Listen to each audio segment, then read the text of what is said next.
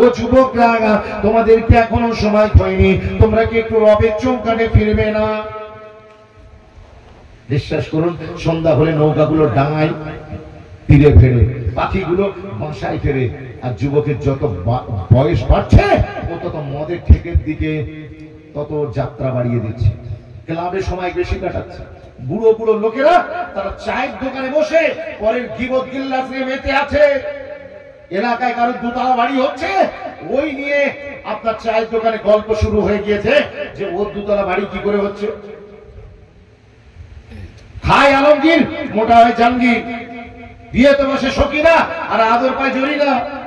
বিশ্বাস করুন, উনি মেহনত করে দোতলা বাড়ি বানাচ্ছে আর ইনি ওনার হিংসায় ধীরে ধীরে শুকিয়ে যাচ্ছে। এই তো আমাদের মুসলিম সমাজ। আপনি কাকে দেখাবেন? আপনি চলে যান পাশে আমার হিন্দু ভাইদের কাছে, চলে যান, ওদের কেউ কারোর কোনো কথাই নেই। নিজেরা যে যেরকম অফিসে আদালতে চাকরি করে, নিজের ডিউটি করে, নিজের খেয়ালে থাকে। মুসলমান এমন একটা জাতি, এর শুধুমাত্র হাতে এত সময়, এর নিজের নিয়ে চিন্তা করে সময় বেড়ে যাচ্ছে, এবার পরের নিয়ে ভাবনা শুরু করে দিয়েছে। কথা বুঝতে পারছেন না? এর গীবত করার সময় আছে, জুয়া খেলার সময় আছে, সাতটা খেলার সময় আছে। বিশ্বাস করুন, পরের মাল হড়প করার সময় আছে, কিন্তু আল্লাহর ঘর মসজিদে গিয়ে সাজদা ঠোকার মতো সময় নেই। রাসূলুল্লাহ জলসায় বসার মতো রাতে সময় নেই। বলে আমি খুব বিজি। আমি বলে যাই, এই জলসায় আসা তোমার জন্য খুব ইজি। তুমি একটু চেষ্টা তো করো, চেষ্টা করো। আর কবে ফিরবে? আর কবে ফিরবে? বিশ্বাস করুন, আজকে আসুন, মাঠে যে সময় জমিতে বীজ বসানো হয়, সেই সময় যদি পানি না হয়ে যখন মাঠের ফসল গোলাতে উঠে যায়, তারপরে যদি মুষলধারে বৃষ্টি হয়, সে বৃষ্টির কি কোনো ফায়দা আছে? এখন সময় আপনার, এই সময়টাকে ইউটিলাইজ করতে হবে। এখনই সময় পরিবর্তনের। আমার man, don't waste your time, time and time wait for none. সময় আর স্রোত কারোর জন্য অপেক্ষা করে না। এই যে সময়টা পার করছি, বিশ্বাস করুন, এই সময়টা আর কোনোদিন ফিরে আসবে না। আজ এই জলসা থেকে ওঠার আগে পরিবর্তনের জন্য মেন্টালিটি চেঞ্জ করুন। বিশ্বাস করুন, দুবাইতে আপনারা দেখেছেন কিনা জানি না, এই দুবাই হচ্ছে জাজিরাতুল আরবের অংশ, ইউনাইটেড আরব আমিরাত। আল্লাহ পাক ধন দিয়েছেন, মাল দিয়েছেন, সারা পৃথিবীর সমস্ত মানুষকে দুবাইয়ে বিজনেস করার সুযোগ করে দিয়ে দুবাইকে পয়সাওয়ালা বানিয়ে দিয়েছেন। কিন্তু এত নিয়ামতের পরেও অনেকের বিরিয়ানি পেটে হজম হয় না, সাদা ভাত খেলেও হড়কায়, বিরিয়ানি খেলেও ফসকায়। এই দুবাই তাই হয়ে গিয়েছে, এই জাজিরাতুল আরব রাসূলুল্লাহর জমিন, সরজমিন, এই সাহাবায়ে কেরামদের সরজমিন। এই সরজমিনের কদর ওরা করতে পারেনি। সিনেমার হল উদ্বোধন করেছে, ক্যাসিনো উদ্বোধন করেছে। কাবা শরীফের প্রাক্তন ইমাম কালবানি, ইমাম কালবানি, উনি তাস খেলছে গো, দরজায় মাথা হ্যাট হয়ে যাবে। বিশ্বাস করুন, আরবের লোকেরা তারা হ্যালোইন উদ্বোধন করছে। হ্যালোইন একটা পশ্চিমা সংস্কৃতি, যেদিন ভূতের মতো সেজে আপনার কি বলে মানুষকে ভয় দেখানো হবে। এটা তাদের বিশ্বাস যে ওই দিন, ওই তারিখে, এটা নন মুসলিম খ্রিস্টানেরা বিশ্বাস করে যে ওই তারিখে তাদের পূর্বপুরুষ মৃত যারা হয়ে যায়, তারা সব আত্মীয় স্বজনদের কাছে আসে, এসে ভয় দেখায়। তো সেই হ্যালোইন উৎসব আজকে সৌদি আরবে উদযাপিত হচ্ছে। কেন ইমাজিন, ভাবতে পারেন কোন জিনিসটা এখন সৌদি আরবের সরজমিনে, আরব জাজিরাতুল আরবে হচ্ছে না। আর কদিন আগে আমাদের মোদিজি, তাকে আমন্ত্রণ জানিয়েছে, এখানে বাবরি মসজিদ ধ্বংস করে দেওয়া হচ্ছে। আরব বাদশাদের নজরে পড়ছে না এই ভারতের মুসলমান কি কষ্টে আছে, সেটা আরবের বাদশাদের শেখদের মনে একটুকু আঁচড় কাটতে পারছে না। অথচ তারা কি করছে, মন্দির উদ্বোধনের জন্য দুবাইয়ে জমি দিচ্ছে, মন্দির উদ্বোধনের জন্য মোদিজিকে দাওয়াত করছে। যে রাসূলুল্লাহর সরজমিন, যে জমিনটা সাহাবায়ে কেরাম, তাবিঈনদের, মুহাদ্দিসিনদের, মুফাসসিরিনদের সরজমিন, সেই সরজমিনে মন্দির উদ্বোধন করছে। আল্লাহ ছাড় দেন, কিন্তু ছেড়ে যায় না। তাই আসুন, আপনাকে আর আমাকে এখান থেকে শিক্ষা নিতে হবে যে আমাকেও আল্লাহ ছেড়ে দিচ্ছেন না, তো ছাড় দিয়েছেন কিন্তু ছেড়ে দেবেন না। আল্লাহ যে কোনো মুহূর্তে ধরবেন। ইন্না বাতশা রাব্বিকা লাশাদীদ, ইয়াদ রাখনা, তোমার আল্লাহর পাকড় কিন্তু খুব মারাত্মক। আল্লাহ যখন ধরবে তখন আর তুমি শান্তি পাবে না, সুযোগ পাবে না। অনেক শুনেছি কুমির ধরলে নাকি মেঘ না ডাকলে ছাড়ে না, ঠিক না? জি, মেঘ না ডাকলে কুমির গোয়ারকে ধরলে কাউকে তাকে ছাড়ে না যতক্ষণ না মেঘ ডাকে। তবু তোর আশা আছে মেঘ ডাকলে তবে ছাড়বে। কিন্তু আমার আল্লাহর আযাব যদি একবার গ্রেফতার করে নেয়, আল্লাহর যদি লানত আপনাকে আর আমাকে যদি ছেয়ে নেয়, তাহলে আপনি আর আমি কোথায় যাব? আসুন, আর দেরি নয়, আজই জলসা থেকে ওঠার আগে নিজেকে তৈরি করুন। আসুন, আমি আপনাদের খিদমতে এই বাকি সময়টুকু জীবনটা কি করণীয়, what to do and not to do, আমি আলোচনা করব। আপনারা বসে আছেন তিরপল, তার নিচে আছে মাটি। চলুন কোরআন হাদিস শুনবো আর একটু সামনের দিকে হাঁটি। দরুদ শরীফ আল্লাহুম্মা সাল্লি আলা, মাশাআল্লাহ, ছেলেরা একটু পড়ো না। ওয়া আলা আলি সাইয়্যিদিনা। জোয়ানেরা, যুবকেরা, অল্প সময়, বেশি আপনাকে কথা বলবো না। দুটো কাজ করবেন। একটা হলো আপনার যিনি রব, সেই রবের সাথে সম্পর্ক গড়ে তুলুন। আরেকটা হচ্ছে আপনার যিনি রাসূল, এই রাসূলুল্লাহ ঝান্ডার নিচে হাজির হয়ে যান। এই ইলেকশন এসে গিয়েছে, আপনাদের এলাকার ক্যান্ডিডেট খেলা হবে, স্রষ্টা, ঠিক কি না? স্লোগান দিচ্ছে খেলা হবে। মুসলমানের ছেলে হো হো করে তারা পিছনে ছুটছে। আরে ওই পার্টিটাকে ভালো লাগে, ভোটটা দিয়ে ঘরে এসে কাঁচামুড়ি দিয়ে খেয়ে দিয়ে বিবিকে নিয়ে বাচ্চাকে নিয়ে শুয়ে পড়ো। খেলতে যাস না, ভোট দিয়ে দে, খেলতে যাসনি। মনে রাখবেন, এই আপনি কারো বড় কারো প্লেয়ার নয় যে ওর হয়ে আপনি খেলে দেবেন। বিশ্বাস করুন, এরা কেউ আপনাকে ভালোবাসে না, কেউ আপনাকে ভালোবাসে না। আপনি ভারতের অবস্থা দেখেছেন তো, বিদেশে চলে যান, বিদেশে গিয়ে দেখবেন বিদেশে সব প্রধানমন্ত্রী, প্রাইম মিনিস্টার, প্রেসিডেন্ট, গভর্নর, এরা সব জওয়ান। ওখানে যুবকরা দেশ চালাচ্ছে আর বুড়োদের দিচ্ছে পেনশন। বিদেশে যুবকরা দেশ চালাচ্ছে, বুড়োদের দিচ্ছে পেনশন। আর ভারতে বুড়োরা দেশ চালাচ্ছে, যুবকদের দিচ্ছে পেনশন। কথা ঠিক বলছি না? এখানে 70-80 বছর না হলে একে প্রধানমন্ত্রী, মুখ্যমন্ত্রী, রাষ্ট্রপতি, প্রেসিডেন্ট করা হয় না। আজকে লক্ষ্য করে দেখুন ভারতের কোন কি অবস্থা, কোন জায়গায় আমরা গিয়েছি। জি, বিশ্বাস করুন, আগে তো পেঁয়াজ কাটলে তবে চোখ দিয়ে পানি বেরোতো, আর এখন পেঁয়াজের দাম শুনে পানি ঝরছে। আগে আলু কিনে তবে আলুর দম বানাতেন, আর এখন আলুর দাম শুনে দম বেরিয়ে যাচ্ছে। আগে বিরাট কোহলি, সরফরাজ, এরা মাঠে সেঞ্চুরি হাঁকাতো, আর এখন পাম্প গুলো গিয়ে দেখুন পেট্রোল আর ডিজেল প্রতিদিন সেঞ্চুরি হাঁকাচ্ছে। এই তো দেশের অবস্থা। আর এদের জন্য আপনি লড়াই করছেন, এদের জন্য লড়াই করছেন, এদের ঝান্ডা নেওয়ার জন্য মারামারি করছেন। ইয়াদ রাখনা, হর কিসি কা আলাগ আলাগ হোতা হ্যায় ঝান্ডা, মগর এক সা হোতা হ্যায় ডান্ডা। প্রত্যেকটা পার্টির ঝান্ডার কালার আলাদা, কিন্তু প্রত্যেকটা পার্টির ডান্ডার কালার এক না আলাদা। তুমি মনে করছো লাল মেরেছে, সবুজের কাছে যাবো, ও বাঁচাবে। আবার যখন এখানে পিটাই খাচ্ছি তখন মনে করছে আমি গেরুয়ার কাছে যাব, ও তো আগে থেকে ছুরি শান দিয়ে রেডি করে রেখেছে। তোমার জন্য কেউ নয়, যাকে তোমার ভালো লাগে তাকে তুমি ভোট দাও, কিন্তু ঝান্ডার পিছনে ঘোরার দরকার নেই। এই পার্টির কি দরকার, ভোট দরকার তো নাকি? আপনি ভোট দিয়ে দেবেন, ব্যাস, দিয়ে চুপ করে এসে শুয়ে পড়বেন। I am the presiding officer of this election man. এই আমার 2009 সাল থেকে 2009 থেকে আমি গভর্নমেন্টের ইলেকশন কমিশন অফ ইন্ডিয়ার আমি দায়িত্ব পালন করছি একটা কেন্দ্রের। তো আমি জানি যে মুসলমান ইলেকশনকে কি নজরে দেখে। আপনি জানেন, আর পাশের পাড়ায় চলে যান, তারা ইলেকশন করার আগে কত কি দেখে জানেন? কত কি দেখে? তাদের কোন লাশ দিয়ে ইলেকশন উদ্বোধন হয় না, মুসলমানের লাশ দিয়ে ইলেকশন উদ্বোধন হয়, আর মুসলমানের লাশ দিয়ে ইলেকশন গণনা শেষ হয়। আপনি চলে যান, ওরা ভোট দেওয়ার আগে অবশ্যই দেখে নেয় যাকে আমি ভোট দিচ্ছি এই ক্ষমতা এলে আমার বাচ্চাটা ফ্রিতে শিক্ষা পাবে কিনা। ভোট দেওয়ার আগে দেখে নেয় যে আমাদের গ্রামের ছেলেরা গ্রাজুয়েট মাস্টার্স হয়েছে, একে ভোট দিলে আমাদের ছেলেরা চাকরি পাবে কিনা। ভোট দেওয়ার আগে তারা দেখে নেয় আমি বাপ তেল ভাঙা লোহা ভাঙার কারবার করি, আমার কারবারে জিএসটি বসবে কিনা। আমি সোনার কারবার করি, আমার সোনার ভাও বেড়ে যাবে কিনা। আমি যে কাজ কারবার করে খাই তার উপরে সরকার সুবিধাজনক হবে না অসুবিধাজনক হবে, এটা দেখে তারপরে ভোট দেয়। একমাত্র আমরা বাঙালি মুসলমান, আমাদের কথা বললে নাক কেটে যাবে। আমরা ভোট দেবার আগে সব কিচ্ছু দেখি না। ছেলের লেখাপড়া, আমাদের এলাকার উন্নয়ন, আমাদের এলাকার হসপিটাল, আমাদের এলাকার রাস্তাঘাট, আমাদের এলাকার ছেলেদের চাকরি বাকরি, আমাদের ব্যবসা বাণিজ্যের উন্নতি, এসব কিচ্ছু দেখি না। আমরা খালি একটা জিনিস দেখি যে ভোট দেবার আগে এটা দেখে নি যে এই সরকার ক্ষমতায় এলে আমি গরু খেতে পারবো কিনা। কি খেতে পারবো? গরু খেতে পারবো কিনা?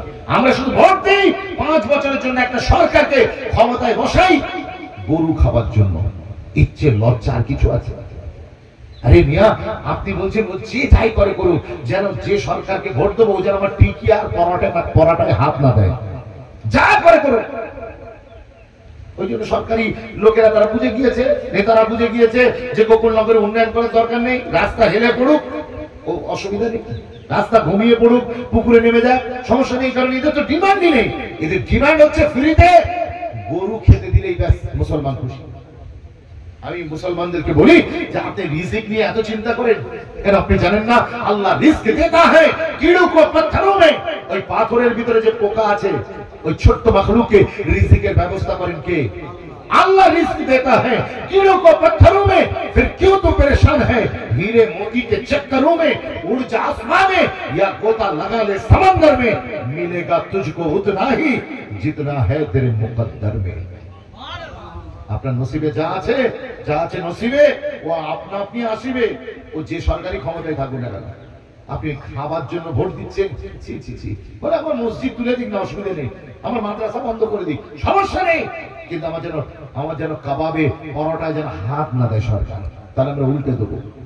মসজিদ বন্ধ করে দিক, সরকার উল্টানোর দরকার নেই। মুসলমান, বড় লজ্জার কথা, শরমের কথা। আসুন এই সরকারের গভর্নমেন্টের নেতাদের বিরোধী পার্টি পিছন পিছন ঘুরে আপনার কি লাভ? যাকে ভালো লাগে তাকে ভোটটা দিয়েছে, ঘুমিয়ে পড়বেন। 21 তারিখ ভোট তো নাকি 25 তারিখ আপনাদের এলাকায় ইলেকশন। ওই ইলেকশনের দিন গোকুলনগরে আমি খবর নেবো মনিরুলের কাছ থেকে, আরো সব আছে বাবুরা, আমি খবর নেবো যে এই এলাকার লোক নাচানাচি করেছে কিনা। যদি নাচানাচি করেন তাহলে জলসা দিয়ে কোনো লাভ নেই। কার পিছনে ছুটছেন? আপনি মনে করছেন আমি ঝান্ডার কালার চেঞ্জ করে ফেললেই আমার নসিব চমকে যাবে? না, এদের সব আপনার শাটার আলাদা, গোডাউন সব এক, এদের ঝান্ডা আলাদা কিন্তু ডান্ডা সব এক। ওই ডান্ডা দিয়ে আপনাকে পেটাই দেওয়া হবে। মনে রেখে দেন, আপনি সেই নেতাদের পিছনে সময় নষ্ট না করে সেই রাসূলুল্লাহ, আমার হাবিবুল্লাহ, বিশ্ব নেতা রাহমাতুল লিল আলামিনের পিছনে সময় দেন। আমার রাসূল এমন এক হাস্তির নাম যে আমার হুজুরের জন্য সামান্য কিছু করবে, আমার রাসূলুল্লাহ তার বদলা দুনিয়ায় দেবেন, আখিরাতে দেবেন। হযরতে রাবিয়া বিন কাব আল আসলামী সাহাবিয়া রাসূল, মুসলিমের রিওয়ায়াত, রাসূল পাক সাল্লাল্লাহু আলাইহি ওয়াসাল্লামের খাদিম ছিলেন। গভীর রাতে হুজুরের ইস্তেঞ্জা লাগলে উনি ইস্তেঞ্জার কুলুফের কাপড় দিতেন, কুলুফের ঢিলা সংগ্রহ করে দিতেন। হুজুর রাত্রে উঠে তাহাজ্জুদ নামাজ পড়বেন, নফল ইবাদত করবেন, হুজুরের জন্য হুজুর লোটা বয়ে দিতেন। একদিন আমার নবী তার খিদমতে খুব খুশি হলেন। আমার আপনার নবী ডাক দিয়ে বললেন, সাল ইয়া রাবিয়া, ও রাবিয়া, তুমি তোমার মনের তামান্না আমি রাসূলুল্লাহকে বলো, তুমি যে আমার খিদমত করো, আমি বড্ড খুশি হয়েছি। আল্লাহ পাক তোমাকে দিয়ে আমার খিদমত যে করিয়ে নিয়েছে, আমি বড্ড খুশি। এবার তুমি আমাকে বলো তুমি কি চাও, তুমি যেটাই চাইবে আমি মুহাম্মদ আরবি আজকে আমি তোমাকে দান করে দেব। ওই সময়তে হযরত রাবিয়া তিনি কি বলেছিলেন? তিনি গাড়ি চেয়েছিলেন, বাড়ি চেয়েছিলেন না। না না, রাবিয়া তিনি বলেছিলেন, ইয়া রাসূলুল্লাহ, ইয়া হাবিবাল্লাহ, হুজুর আমি বেশি কিছু চাই না আপনার কাছ থেকে, আমি যে আপনার খিদমত করি এর বিনিময়ে দুনিয়ায় আমার কিচ্ছু চাই না।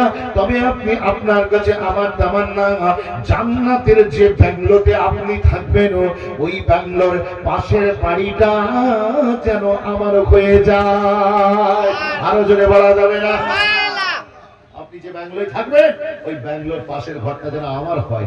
বিশ্বাস করুন, একেবারে চেয়েছেন তো চেয়েছেন, জি जन्नत भी मांग लिया और जन्नत के मालिक को भी मांग लिया। जो बोलूं ना सुभान अल्लाह। ওই যে আমাদের সুলতান মাহমুদ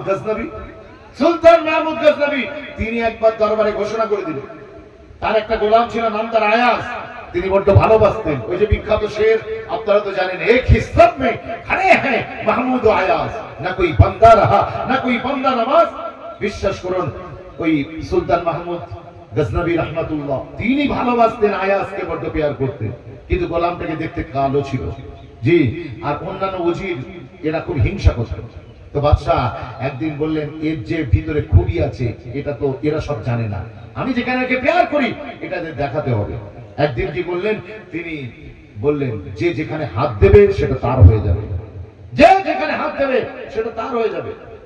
আল্লাহু আকবার। দরবার শরীফের ছোটাছুটি করে গিয়েছে, মন্ত্রী শান্ত্রী সবকিছু ছেড়ে দিয়ে কেউ ক্যাশ বাক্সে হাত দিচ্ছে, কেউ টাকা পয়সা হাত দিচ্ছে, কেউ অমুক জায়গায় হাত দিচ্ছে, কেউ তমুক জায়গায় হাত দিচ্ছে, কেউ সোনাদানায় হাত দিচ্ছে, কেউ রাজদরবারে কোনো রুমে হাত দিচ্ছে। বাদশাহ করেছে, কিন্তু সুলতান মাহমুদ গজনবীর পাশে আয়াজ চুপচাপ দাঁড়িয়ে আছে। বাদশাহ বললেন, ও আয়াজ, তুমি কি কোথাও হাত দেবে না? এরা দেখো না কিরকম হুড়োহুড়ি করছে, কত লাখ টাকা করে মাইনে পায়, স্যালারি পায়। আমি অফার দিয়েছি, যে যেখানে হাত দেবে সেটা তার হয়ে যাবে। আয়াজকে বললেন, তুমি কি কিছু নেবে না? তুমি কোথাও হাত দেবে না? বলে, হুজুর আমি হাত দিয়েছি তো। সুলতান মাহমুদ গজনবী দেখে না, পিছন ফিরে তাকিয়ে দেখে না যে তিনি যাতে বসে আছেন সেই সিংহাসনটায় আয়াজ হাত দিয়ে আছে। বলে, এটার মতলব? বলে, হুজুর ওরা কেউ সোনা নিয়েছে, কেউ হিরে নিয়েছে, কেউ জহরত নিয়েছে, আমি তো আপনার সিংহাসনে হাত দিয়ে আমি আপনাকেই নিয়ে নিয়েছি। आज मुझे सोना भी मिला, कुर्सी भी मिला और उसको मालिक भी मिल गया। বিশ্বাস করুন রাবিয়া, কুরবান যাও তোমার চাহাতের উপরে। তুমি কি করলে? তুমি হুজুরের কাছ থেকে শুধু জান্নাত চাওনি, বরং জান্নাতও চেয়েছো, জান্নাতের মালিক রাসূলুল্লাহকেও তুমি চেয়ে নিয়েছো। আর একবার জোরে বলবেন না? আমার নবী বললেন, that's enough for you man. তুমি চিন্তা করো না, আল্লাহ পাক তোমাকে ওটাই দেবে যেটা তুমি আমার খিদমত করে আমার দিলকে ঠান্ডা করেছো। হযরত রাবিয়া রাতে উঠে হুজুরের খিদমত করতেন, হুজুর তার বদলা দিয়েছেন না দেননি? এই জোরে বলেন, দিয়েছেন না দেননি? দিয়েছেন। আপনি একটু হুজুরের ঝান্ডার নিচে এসে হাজির হন। খাজা মঈনুদ্দিন চিশতি, তিনি হিন্দুস্তানি সরজমিনে এসে, ভারতে ইলেকশন হয় 5 বছর করে, এখানে রাজা চেঞ্জ হয়, কিন্তু খাজা মঈনুদ্দিন চিশতি 800 বছরের অধিক কাল ধরে আজমেরের সরজমিনে আরাম ফরমাচ্ছেন। বিশ্বাস করুন, রাজস্থানের রাজধানী যোধপুর, সেখান থেকে আজমির শরীফে তিনি আরাম ফরমাচ্ছেন। এই খাজা গরিবে নওয়াজ মঈনুদ্দিন চিশতি 800 বছরে একদিনের জন্য তার কুরসি থেকে আল্লাহ পাক তাকে সরাননি। এই মোদিজি এসেছে মাত্র 5 বছর, 10 বছর, 20 বছর ক্ষমতায় থাকবে, তারপরে তার গদি উল্টে যাবে, কিন্তু খাজা গরিবে নওয়াজের গদি উল্টাবে না। আল্লাহ পাক ওনাকে সুলতানুল হিন্দের মর্যাদা দিয়েছেন। জোরে বলুন। খাজা সাহেব যখন আরব দেশ থেকে আসার সময় রাসূলুল্লাহর রওজা টাচ করে চলে আসছিলেন, হুজুরকে বললেন, হুজুর আমি কোন দিকে যাব? আল্লাহ নবী বললেন, বাবা এই আমার ঝান্ডাটা নিয়ে যাও, লা ইলাহা ইল্লাল্লাহ মুহাম্মাদুর রাসূলুল্লাহ সাল্লাল্লাহু আলাইহি সাল্লাম, এই ঝান্ডাটা তুমি নিয়ে যাও, নিয়ে গিয়ে হিন্দুস্তানে গেড়ে দেবে। খাজা সাহেব পার্টির ঝান্ডা গাড়েননি, তিনি রাসূলুল্লাহ ঝান্ডা গেড়েছিলেন। আজ ভারতে রাজা চেঞ্জ হয়, কিন্তু সুলতান চেঞ্জ হয় না। বিশ্বাস করুন, এখানে আমি মুসলমান রাস্তা দিয়ে গেলে লোক আমাকে দেখে থুতু দেয়, চায়ের দোকানে আমার পাশে কেউ বসতে চায় না, বাসে ট্রেনে আমার মাথায় টুপি, চেহারায় দাড়ি, মুসলমান গন্ধ পেলে লোক উঠে পালায়। কিন্তু খাজা গরিবে নামাজ কেমন রাসূলের গোলাম ছিলেন, কেমন ঝান্ডার নিচে তিনি এসেছিলেন। আমি তো পার্টির ঝান্ডা নিয়ে ঘুরে বেড়ানোর পরেও হিন্দু মুসলমান এক করতে পারিনি। আর খাজা সাহেবের উপরে কোরবান যান, খাজা সাহেব রাসূলুল্লাহ ঝান্ডা গেড়ে দেবার কারণে ভারতের 140 কোটি মানুষ, শুধু মুসলমানেরও নয়, হিন্দু ভাইরা, খ্রিস্টানরা, ইহুদিরা, নাসারারা, জৈনরা, তারা সব খাজা মঈনুদ্দিন চিশতি হুজুরের মাজারে গিয়ে হুজুরকে স্যালুট দিচ্ছে। এটাই তো পার্থক্য। আর আপনি বাংলায় চলে আসুন, তো অনেক দূর হয়ে গেল। বলে, হুজুর অনেক দূর, কি করে জানবো অত কিছু? এ পাশে যান না। বাংলা সরকারে 34 বছরের একটা শাসক ক্ষমতায় ছিল, তার আগে কংগ্রেস সরকার ছিল, তারপরে সিপিএম এলো, এখন তৃণমূল আছে। বিশ্বাস করুন, এনারা থাকবেন, আবার মানুষ যখন চাইবেন না ক্ষমতা থেকে বিদায় দেবেন না, দেবেন না, দেবেন। এই যে ক্ষমতার চেঞ্জ হবে, কিন্তু বাংলার জমিনে 100 বছরের অধিক কাল ধরে একজনের ক্ষমতা আগেও চলেছে, এখনো চলছে। ইলা ইয়াউমিন ইউবআসুন, to the day of the final judgment, শেষ দিন পর্যন্ত তার হুকুমতে বাংলার সরজমিনে চলবে। তার হুকুমত কেউ কেড়ে নিতে পারবে না। তিনি অন্য কেউ নন, তিনি হলেন আমিরুল শরিয়া, মাহিয়ে সুন্নাহ, আলা হযরত দাদা হুজুর পীর কেবলা। জোরে বলুন না সুবহানাল্লাহ। দাদা হুজুর পার্টির ঝান্ডা গেড়েছিলেন, রাসূলের ঝান্ডা। আসুন, হাত দেরি নয়, সময় বয়স পার হয়ে গেল, আসুন রাসূলুল্লাহ ঝান্ডার নিচে সমবেত হয়ে যান। আমি আর আপনি নিজেকে গোলাম বলে দাবি করব, আর হুজুরের উল্টো কাজ করব, আর মোদিজির উপরে বন্দুক রেখে আমি গুলি চালাবো যে দোষ ও করছে। আপনারা কি মোদিজিকে পাগল ভাবেন নাকি? ও কি ইসলামের উন্নতি করবে বলে মনে হয়? যোগী ইসলামের গুণকীর্তন করবে বলে আপনার মনে হয়? আপনি খালি দোষ দিচ্ছেন ওকে। আরে ও কোন দিন বলেছে আমি ইসলাম ধর্ম ঠিকা নিয়েছি আমি বাঁচাবো? ও তো ইসলামের দুশমন, ও তো ক্ষতি করবেই। এই তো কালকে একটা খবর, গতকালকে মোদীজি ভাষণ দিচ্ছে, দেশের প্রাইম মিনিস্টার। কেন ইমাজিন, সংবিধানের উপরে হাত দিতে যিনি ভারতের মানুষের জন্য সর্বধর্মকে সমান চোখে দেখবেন বলে ওত নিয়েছে, সেই মানুষটা ভাষণ দিচ্ছে, বলছে কোন একটা পূর্ববর্তী সরকারের নামে বদনাম করে বলছে যে সেই সরকার নাকি বলেছিল ক্ষমতায় থাকার সময় যে ভারতের যত সম্পত্তি সব মুসলমানদেরকে দিয়ে দেবো। অথচ ভারতের ইতিহাসে এই রকম কোন ঘটনা কোনোদিন ঘটেনি। আমার হিন্দু ভাইদের সরলমতি হিন্দু ভাইদের মনে হিংসা ঢোকাচ্ছে মুসলমানদের ব্যাপারে, তো ও তো দুশমন, ও তো সবসময় দুশ্মনী করবে। কিন্তু আপনি ঘরের লোক হয়েও হুজুরের ধাজিয়া ওড়াবেন যে হুজুর বলে গিয়েছেন এক কাতরা যদি কেউ সুদের পয়সা খায় 36 বার মায়ের সাথে জিনা করলে যেমন গোনা হয় সেই রকম গোনা তার হবে। আজকে ঘর ঘর সুদ, এগুলোকে মানুষ মনে করছে চালের খুদ, কোন ব্যাপারই নয়। বিশ্বাস করো, সুদকে মানুষ কোনো কিছু মনেই করছে না। আল্লাহু আকবার কাবীরা। যখনই আপনি এই সুদ খেয়ে আপনি যখন দোয়া চাইবেন, দোয়া কবুল হবে। সুদ খেয়ে আপনি ইবাদত করবেন, ইবাদত কবুল হবে। আল্লাহ আপনাদেরকে বোঝার, আমাদেরকে বোঝার তৌফিক দান করুন। বিশ্বাস করুন, যতক্ষণ না সুদ আমাদের সমাজ থেকে যাবে, হারাম মাল আমরা যতক্ষণ না বর্জন করবো, পরের কেড়ে নেওয়া মেরে নেওয়া না ছাড়বো, ততদিন পর্যন্ত আমরা যতই লাইলাতুল কদরে কাঁদি আমাদের মুকাদ্দার চেঞ্জ হবে না। আমার রাসূলুল্লাহ বলেছে, একজন মানুষ বহুদূর থেকে সফর করে বাইতুল্লাহ শরীফে এসে হাজির হলে মাথার চুলগুলো উস্কো খুস্কো, চেহারায় তার সফরের ক্লান্তি। ওই মানুষটা এসে কাবার গেলাপ পরে চিৎকার করে বলছে, ইয়া রাব্বি ইয়া রাব্বি ইয়া রাব্বি। আমার নবী, আপনার নবী দয়ার নবী বলছেন, সে কাবা শরীফে দাঁড়িয়ে আছে, হেরেমে সরজমিনে দাঁড়িয়ে আছে, সামনে তার পৃথিবীর শ্রেষ্ঠ ঘর কাবা, আর সে ধরে আছে কাবার গেলাপ। যে কাবা শরীফের দিকে তাকিয়ে দোয়া করলে দোয়া কবুল হয়ে যায়, যে কাবার গেলাপ ধরে কাঁদলে তার কাঁদতে দেরি হবে, আল্লাহ সে দোয়া কবুল হতে দেরি হবে না। যে হেরেমে সরজমিনে দাঁড়িয়ে বান্দা হাত উঠাতে দেরি, তেরি দোয়া না কবি আসর সে মালুম হুই, ইধার জবা সে নিকলি উধার কবুল হুই। যতক্ষণ আপনি ওইখানে পৌঁছাতে দেরি হবে, আল্লাহ পাক আপনার দোয়াকে কবুল করতে দেরি করবেন না। কিন্তু রাসূল বলছেন, ওই মানুষটা তো দূর থেকে সফর করে যাওয়ার পরে তো আমার আল্লাহ তার দোয়াকে কবুল করছেন না। আল্লাহর নবী বলছেন, করবেন কি করে? ওমাতআমুহু হারামুন ওমালবাসুহু হারামুন ওমাসকানুহু হারামুন আও কামা ক্বালা আলাইহিস সালাতু ওয়াসসালাম। আল্লাহর নবী বলছেন, সে যে পোশাকটা পরে আছে ওইটা হারামের পোশাক, সে যে খাদ্যটা খেয়ে দোয়াটা চাইছে ওই খাদ্যটাও হারাম, সে যে বাড়িতে ঘরটা বানিয়েছে ওটাও হারামের পয়সা। এই হারামকে হারাম জায়গা থেকে হারাম লেবাস পরে রবের চৌকাঠে কাবার মতো মুতাবাররাত জায়গায় দাঁড়িয়ে দোয়া করলেও আল্লাহ দোয়াকে কবুল করবেন না। Change your mind, change your attitude right now. এক্ষুনি পরিবর্তন হবে। আমি কাল হব, জুম্মাবারে পরিবর্তন হব, সামনে মাস থেকে আমি চেঞ্জ হয়ে যাব না। মেন্টালিটি চেঞ্জ করুন। যদি মেয়ের বাপের কাছ থেকে কিছু নিয়ে থাকেন, কিছু যৌতুক নিয়ে থাকেন, পণ নিয়ে থাকেন, ফেরত দেন, ফেরত দেন। টাকাটা নিয়ে সোজা মেয়ের বাপের কাছে চলে যান। আমার মহল্লায়, আমার গ্রামে, আমার পাড়াতে বিশ্বাস করুন একবার জলসা হচ্ছিল।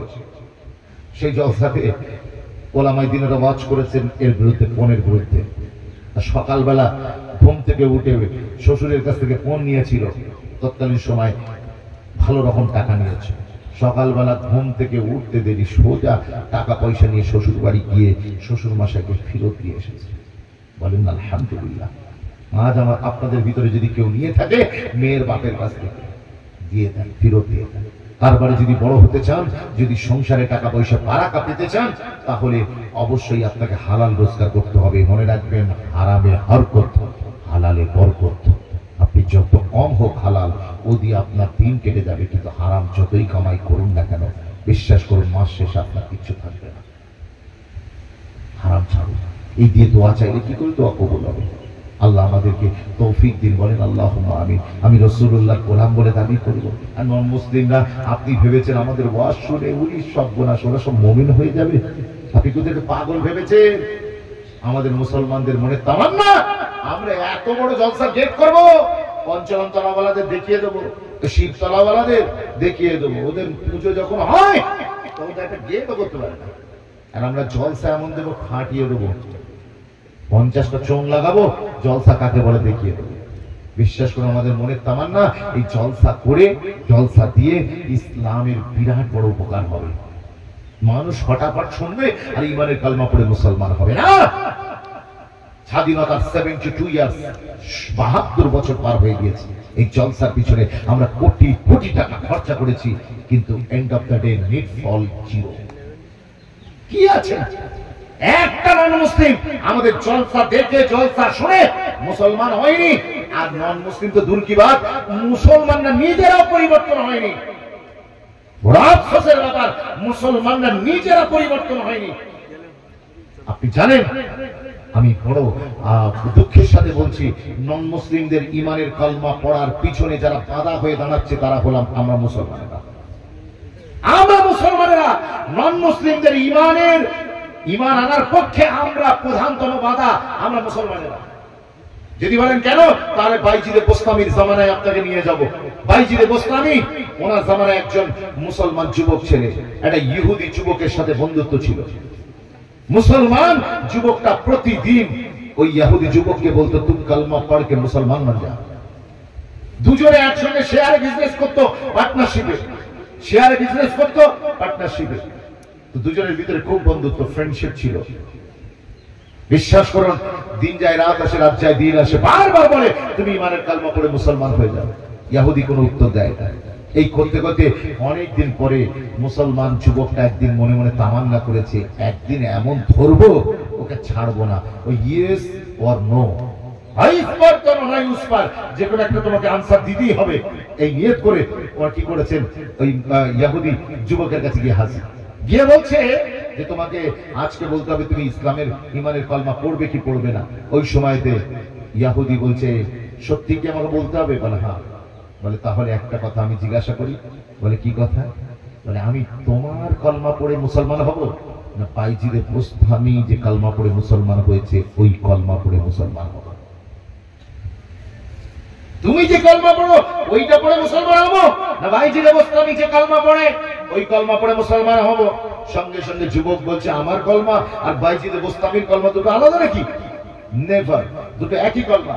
বলো না, আমি দুই কোয়ালিটির মুসলমান দেখেছি, এক তোমাকে দেখেছি আর একটা বাইজিদে বোস্তামিকে দেখেছি। বলে তার মানে? তার মানে হলো এটাই, তোমাকে আমি আমার সাথে বিজনেস করতে দেখেছি। আমি একজন নন মুসলিম, আমার ধর্মে ওই সুদ খাওয়া, ঘুষ খাওয়া, পরের মেনে নেওয়া, কাস্টমারকে ঠকানো বিশাল বড় অপরাধ নয়, কিন্তু তোমার ধর্মে এগুলো মস্ত বড় বড় কাবিরা গুনাহ, এগুলোর গুনাহ মাফ হওয়ার সম্ভাবনা কম। কিন্তু আমি তোমার সাথে বিজনেস করে দেখেছি, আমিও ঘুষ খাই, তুমিও ঘুষ খাও, আমিও পরকে ঠকবাজি করে টাকা কামাই করি, তুমিও তাই করো। কিন্তু অপরদিকে বাইজিদে বোস্তামি যে কালমা পড়ে মুসলমান হয়েছেন, ওনার নামে আজ পর্যন্ত শুনিনি কারোর নামে কারোর কাছ থেকে এক চারানা পরিমাণ সম্পদ উনি মেরে নিয়েছেন। এক চারানা পরিমাণ সম্পদ আমি শুনেছি। আমি দেখেছি তোমার মতো মুসলমানকে বাইজিদে বোস্তামিকে। আমিও ঝুট বলি, তুমিও ঝুট বলো, কিন্তু বাইজিদে বোস্তামি জন্মের পর থেকে তিনি কোনোদিন মিথ্যা বলেননি। বলুন না সুবহানাল্লাহ। ওই সময়তে যুবক মুসলমানের মাথা হ্যাট হয়ে গেল। বিশ্বাস করুন, আজকে তাদের সঙ্গে আমাদের পার্থক্য কোন জায়গায়? কোন জায়গায়? একটাই জায়গায় পার্থক্য, সেটা হচ্ছে আমি আর আপনি আধার কার্ডে মুসলমান, নামটা আমার মুসলমান, আধার কার্ডে। বাকি নন মুসলিমদের সাথে আমাদের কোনো সম্পর্ক, আমাদের কোনো বিভেদ নেই, কোনো বিভেদ নেই। এলআইসি মুসলমানের ঘর ঘর ঢুকে পড়েছে। বিশ্বাস করুন, আপনি আমি নিজেরা ঝুট বলছি, ওয়াদা করে ওয়াদা নিভাই না, বোনের সম্পত্তি দিই না। মা অসুস্থ, বড় ভাই নিয়ে মাকে নিয়ে চলে গিয়েছে আপনার কি বলে পাঁশকুড়াতে রেজিস্ট্রি অফিস। ছোট ভাইগুলোকে না জানতে দিয়ে অসুস্থ মাকে নিয়ে তার টিপসই দিয়ে জমি জায়গা হাতিয়ে নিয়েছে। আছে না? নাই। তাহলে কি পার্থক্য নন মুসলিমদের সাথে আপনার আমার? আপনি ভাবছেন যে নন মুসলিমরা আমাদের ওয়াজ শুনে তারা মুতাসসির হবে না। মানুষ ওয়াজের চেয়ে আখলাক দেখে বেশি পরিবর্তন হয়। আখলাক তাসির ফেলে রাসূলুল্লাহ ওয়াজ কম করেছেন, বেশি হুজুর আখলাক দেখিয়েছেন। আচ্ছা বলুন তো, আল্লাহর নবীকে আল্লাহ নবুয়ত দিয়েছিলেন কবে? কবে দিয়েছিলেন? কথা বলেন। 40 বছরে। এটা আমরা শুনেছি, এটা ভুল কথা। 40 বছরে হুজুর নবুয়ত পাননি। আপনি বলেন হুজুর আপনি নতুন কথা। হ্যাঁ, আমি যেটা কোরআন সুন্নাহ থেকে আপনাকে বলছি, 40 বছরে হুজুর নবুয়ত পাননি। হুজুর নবুয়তের ঘোষণা দিয়েছিলেন 40 বছর বয়সে। বলুন না সুবহানাল্লাহ। ঘোষণা দেওয়া আর পাওয়া দুটো এক নাকি? আপনাদের এলাকায় একজন রাত 1টার সময় মারা গিয়েছে। কটায়? রাত 1টায়। এখন ওই সময় কি মসজিদে মাইকে ঘোষণা করে দেওয়া হবে অমুক মারা গিয়েছে? মানুষ ঘুমাচ্ছে, নিজের কাজ নিয়ে ব্যস্ত। এত রাত্রে মসজিদে মাইক অন হলে পাবলিকের ভিতরে পেরেশান শুরু হয়ে যাবে। এরা মনে করবে কোনো চোর ডাকাত পড়লো নাকি। ওই জন্য তার মৃত্যুর খবরটা গোপন রাখা হয়, রেখে সকাল 7টার সময় ঘোষণা করা হচ্ছে। আর সকাল 7টায় ঘোষণা করা হলো। ঘোষণা 7টায় হলো মানে কি মৃত্যুটা 7টায় হয়েছে না আরো আগে হয়েছে? রাসূলুল্লাহ নবুয়তের ঘোষণা হয়েছে 40 বছর বয়সে। আম ভাবে হুজুর পাবলিকালি ঘোষণা করেছেন 40 বছর বয়সে। আসলে নবুয়ত 40 বছরে পাননি। কবে পেয়েছিলেন? বিশ্বাস করুন, আল্লাহর নবীকে সাহাবারা জিজ্ঞাসা করেছিলেন, ইয়া রাসূলুল্লাহ ইয়া হাবিবাল্লাহ মাতা ওয়াজাবাত লাকান নবুওয়া ইয়া রাসূলুল্লাহ, হুজুর আপনি কবে নবুয়ত পেয়েছিলেন? আমরা তো জানি 40 বছরে। এইবারে আমাকে না জিজ্ঞেস করে, অমুক হুজুরকে না জিজ্ঞেস করে, স্বয়ং মদিনাওয়ালাকে জিজ্ঞাসা করুন। আল্লাহর নবী উত্তরে কি বলেছিলেন জানেন? কুনতু নাবিয়্যা ওয়া আদামু বাইনাল মাই ওয়াত তিন। না জাবথা না আবথা না তাবথা না কাবথা, না ইদার থা না জিদার থা, না শাজার থা না হাজার থা, না জিন্না বাশার থা, না সামিতা না সামাতা, না বকিতা না মকা থা, না না जन्नत था ना ईमा था ना हूर था ना गिलमन था। एक तो बनाने वाला खुदा था और दूसरा बनने वाला मुस्तफा था। বিশ্বাস করুন, আল্লাহ নবী বলছে কুনতু নবিয়্যা ওয়া আদামু বাইনাল মাই ওয়াত তিন। আমাকে জিজ্ঞেস করছে কবে আমি নবুয়ত পেয়েছি? শোনো, যখন তোমাদের আদি পিতা আদম নবীর মাটি আর পানি একসঙ্গে মেলালে তবে তৈরি হবে খামির। ওই খামির করার আগেও আল্লাহ তোমাদের নবীকে নবী বানিয়ে রেখে দিয়েছিলেন। এখন আল্লাহ নবী বানালেন আদম সৃষ্টির আগে আমার নবীকে নিজের কাছে রেখে দিলেন। দুনিয়ার মানুষের কাছে 40 বছর পর্যন্ত জানতে দিলেন না কেন? এর হিকমতটা কি? আল্লাহ নবীকে 40 বছরের আগে জন্ম থেকে যিনি নবী, ঈসা নবী তো জন্ম থেকেই নবী। কোরআন বলছে ঈসা নবীকে যখন ঈসা নবীর মায়ের ব্যাপারে ইলজাম দিয়েছিল সব এলাকার মানুষেরা যে বাচ্চার আমদানি কোথা থেকে করলে, কোরআন বলছে ঈসা নবীর মা ফাআশারাত ইলাইহি, ওই বাচ্চার দিকে ইশারা করলো, যা জিজ্ঞাসা করার ওকে করো, আমি কিছু বলতে পারবো না। তখন লোকেরা বলল কাইফা নুকাল্লিমু মান কানা ফিল মাহদি সাবিয়্যা, আমরা কেমন করে ওই বাচ্চাটার সাথে কথা বলবো যে দোলনায় দোল খাচ্ছে? তখন মা মরিয়ম আল্লাহর কাছ থেকে আদিষ্ট হয়ে বললেন, ও তুমি কিছু বলো না, বাচ্চার দিকে খালি ইশারা করে দাও। এমন সময়তে ওই বাচ্চা দোলনায় যখন দোল করছিলেন, আমার ঈসা আলাইহিস সালাতু ওয়াস সালাম তাকে যখন লোকেরা জিজ্ঞেস করলে তোর বাপকে বল, তোর বাপকে, ওই সময় ঈসা নবী কি বলেছিলেন? কোরআন কি জানাচ্ছে? ঈসা নবী বলেছিলেন ইন্নী আব্দুল্লাহ, ইন্নী আব্দুল্লাহি আতানিয়াল কিতাব ওয়া জাআলানি নবিয়্যা। বিশ্বাস করুন, ঈসা নবী তিনি বলেছিলেন কি জানেন? আমার কোনো বাপ নেই, আমার একটা সৃষ্টিকর্তা আছে যে আল্লাহ আদম নবী আর হাওয়াকে আমার আল্লাহ বিনা পিতায় সৃষ্টি করেছেন, বিনা পিতা মাতায় সৃষ্টি করেছেন। আমারটা তো আল্লাহকে আল্লাহর কাছে সৃষ্টি করার সহজ। আমার তো কমসে কম একজন মা আছে, বাপ নাই বা নাই থাকলো আমার একজন সৃষ্টিকর্তা আছে, তিনি হলেন খালিক, আমি হলাম তার বান্দা, তিনি হলেন মাহবুদ, আমি হলাম তার আব্দ, তিনি হলেন রব, আমি হলাম তার রাসূল। তবে শোনো শোনো, ইন্নী আতানিয়াল কিতাবা ওয়া জাআলানি নবিয়্যা, আল্লাহ পাক মায়ের গর্ভ থেকে আমাকে নবী বানিয়েছেন আর আমাকে তিনি আসমানি কিতাব ইনজিল দিয়ে জমিনে পাঠিয়েছে। ঈসা নবী দোলনায় দোল খাচ্ছে, তিনি বলছেন জন্ম থেকে আল্লাহ আমাকে নবী বানিয়ে দিয়েছে। আর এদিকে আমরা হুজুররা বাজ করছি যে আমাদের নবীকে আল্লাহ পাক 40 বছরে নবুয়ত দিয়েছে। এখন খ্রিস্টানেরা বলবে তোমরা সেই নবীর ইত্তেবা না করে আমাদের মতো নবীর ইত্তেবা করো, যে নবীটা মায়ের গর্ভ থেকে নবী হয়ে এসেছে। কথা ঠিক বলছি না ভুল বলছি? অথচ সব নবীর উপরে মর্যাদা কার?